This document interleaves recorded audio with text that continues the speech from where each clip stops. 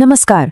कभी सोचा है कि कैसे सिर्फ एक आइडिया, एक पावरफुल आइडिया एक सदियों पुराने विशाल एम्पायर को पूरी तरह से खत्म कर सकता है? आज हम ठीक यही देखने वाले हैं, ऑस्ट्रियाई साम्राज्य के टूटने की कहानी में। तो हमारा जो बड़ा सवाल है वो ये है कि राष्ट्रवाद यानी कि नेशनलिज्म ने आखिर ऑस्ट्रियाई साम्राज्य पर ऐसा क्या असर डाला? यही वो धागा है जिसे पकड़कर हम इस पूरी कहानी को सुलझाएंगे, और इसका जवाब जाहिर है इतिहास के पन्नों में ही छिपा है। अच्छा, इस कहानी को ठीक से समझने के लिए हमें थोड़ा सा समय में पीछे चलना होगा, उस दौर में जब देश का मतलब वो नहीं था जो आज हम समझते हैं। चलिए पहले ये देखते हैं कि ये ऑस्ट्रियाई साम्राज्य असल में था क्या। इस बहुत बड़े साम्राज्य को एक साथ जो चीज बांधे हुए थी वो थी एक अकेली रॉयल फैमिली, हैब्सबर्ग राजशाही। सदियों से उनका शासन ही इस पूरे इलाके की पहचान था, एक मजबूत गोंद की तरह जो सब कुछ चिपकाए हुए था।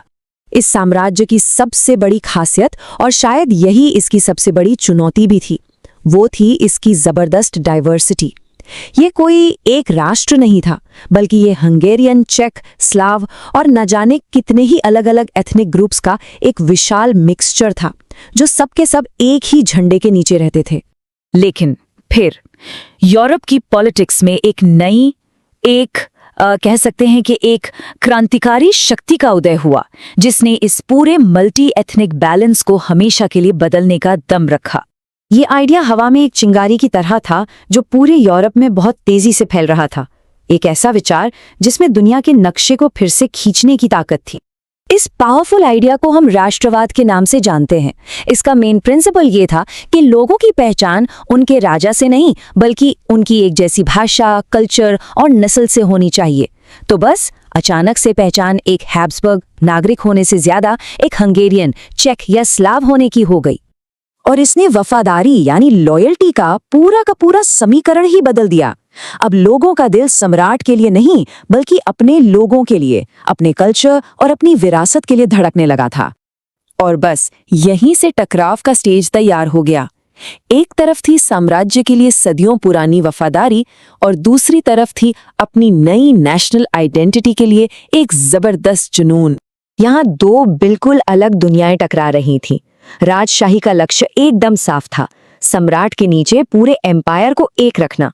लेकिन जो जातीय अल्पसंख्यक थे, उनका सपना कुछ और ही था, अपने लोगों के लिए आजादी। और ये दो लक्ष्य एक साथ चल ही नहीं सकते थे। देखिए, स्रोत सामग्री से ये लाइन इसे बिल्कुल क्रिस्टल क्लियर कर देती है। जातीय अल्पसंख्यकों ने स्वतंत्रता की मांग की। ये सिर्फ कुछ और अधिकार मांगने की बात नहीं थी, ये पूरी आजादी की एक बुलंद आवाज थी।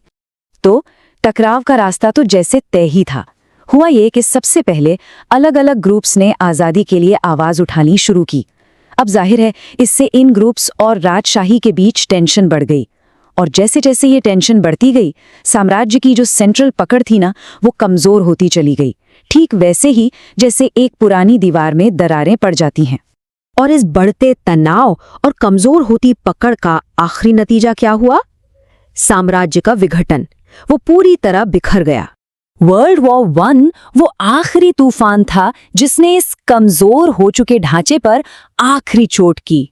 जंग के भारी दबाव ने उन दरारों को और भी चौड़ा कर दिया, और साम्राज्य जो पहले से ही अंदर से लड़खड़ा रहा था, इस झटके को बिल्कुल सह नहीं सका। लेकिन ये याद रखना बहुत जरूरी है कि जंग तो बस एक बाहरी कारण था। असली ताकत जो साम्राज्य को अंदर से खोखला कर रही थी, वो एक आइडिया था, राष्ट्रवाद का आइडिया। और अंतिम परिणाम, हैब्सबर्ग राजशाही का अंत। वो रॉयल फैमिली जिसने सदियों तक यूरोप की किस्मत तय की थी, अब वो सिर्फ इतिहास के पन्नों में सिमट कर रह गई। तो चलिए अब इन सभी टुकड़ों को एक साथ जोड़ते हैं और देखते हैं कि इस महान साम्राज्य के टूटने की विरासत क्या थी, इसकी पूरी कहानी क्या थी। शॉर्ट में कहें तो कहानी कुछ इस तरह है।